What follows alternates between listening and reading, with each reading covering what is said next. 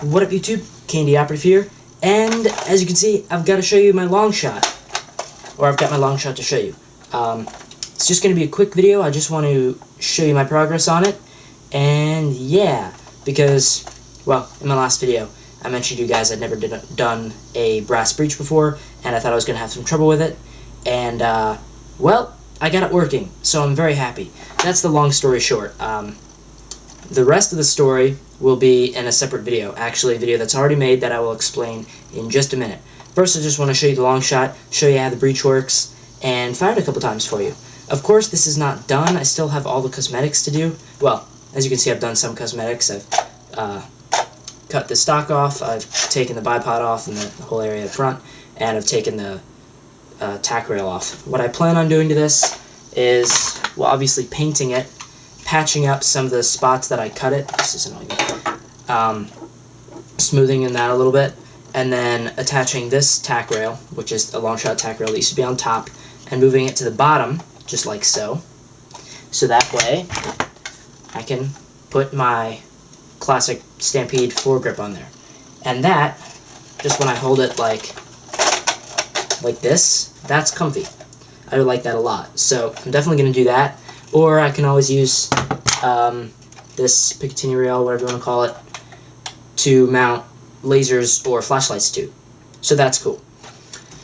As you can see, I have Stampede mag. This is unmodded though, so I still have to Stefan mod the clip. But in any case, let me show you the breech, because that's what this video is about. So I'll see if I can show you it priming. That's it priming. Notice I can do it with one hand. That's the beauty of the K18 spring. It's not quite as powerful as a K26 spring, but it has an awesome compression rate, and it's pretty much the same outer diameter as a Longshot spring. So it fits really nicely in this blaster. You can just remove the mag. I'm not going to use the mag for this demonstration, of course, because, well, the mag isn't Stefan modded yet. But anyways, so that's the brass in there. That, it's for those of you that don't know, 17/32 breech, or angel breech completely, 17/32 barrel, so that's what this is. And then over that, what's attached to the bolt sled is 9/16, and then inside the 9/16 is 1/2 inch, and that's what pushes the dart. So I'll show it to you from there.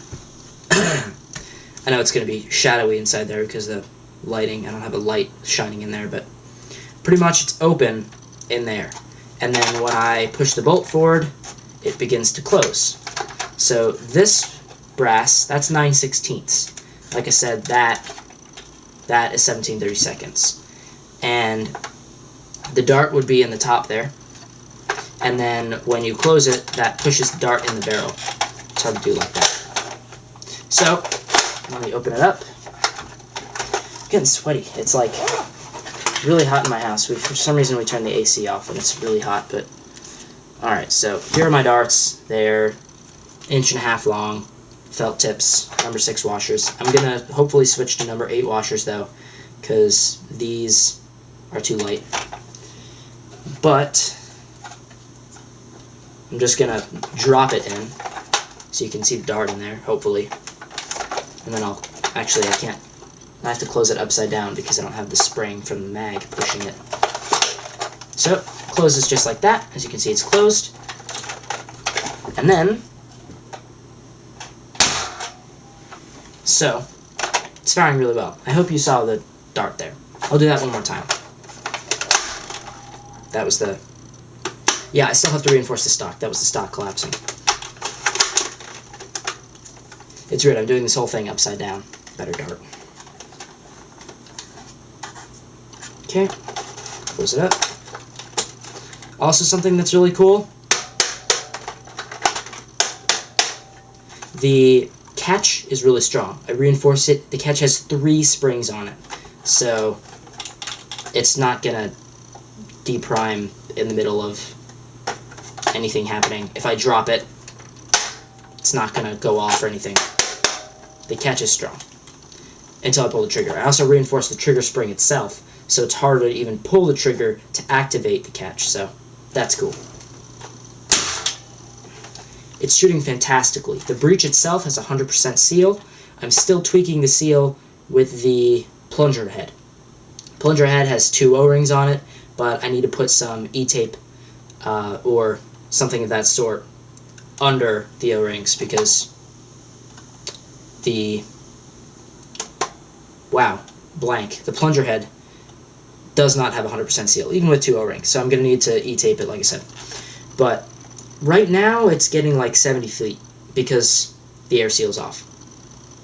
Once I increase the air seal, I'm hoping to get like 80. Most of the time, Angel Breech long shots get between 80 and 90 feet. Because my spring is not the most powerful thing in the world, because I want this to last and not be super difficult to prime with one hand. Priming with 2 hands is not too bad. Priming with one hand is possible if you jam it back really hard. But yeah, so that's it. I really like it. Of course, I still need to do the paint job and all the rest of the cosmetics. But as of now, very happy with this. In comparison with my very first Longshot, which was the same mod minus the breech, this is so much better. And so far it's taken 2 days of work. The first day was what you see here, and the second day was fixing the breech, because the first day I kind of messed the breech up. But I was able to fix it. It's super smooth now, and I love it. It's awesome. So, speaking of, in the beginning of the video, when I mentioned that there was a different video talking about my mess-ups of the breech. That video is on NumaT49's channel. It's on his channel because we did a dual comm last night. Those of you that don't know what a dual comm is, that means dual communication. Pretty much, I was chatting with him on Xbox Live, and he recorded the conversation and put it on YouTube. And we talked about this Longshot, we talked about paint jobs, and some other things. And there's also a part 2 coming out in a day or so. So, I want you guys to go check out NumaT49's channel. Link to his channel and link to that video will be in the description. Please go on that video, see what me and him talked about, and comment and rate and subscribe to him. And of course, comment and rate and subscribe to me too, but that's kind of a given on my own video. I would hope. So, here, let me put the mag in so I can give you guys one more look on what it looks like that. One last thing, it's actually really sturdy too. The, oh god, what's this called? Bolt sled. Sorry guys, I can't talk, I'm tired. I had to wake up early today. But the bolt sled is really strong. As you can see, all this gray stuff, that's epoxy putty.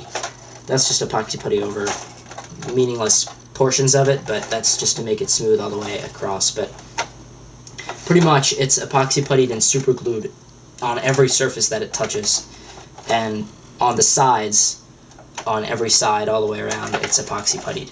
So, really sturdy, and there's a lot of surface area too. That entire orange bit is what's touching the 9/16. So, yeah, very strong breech too.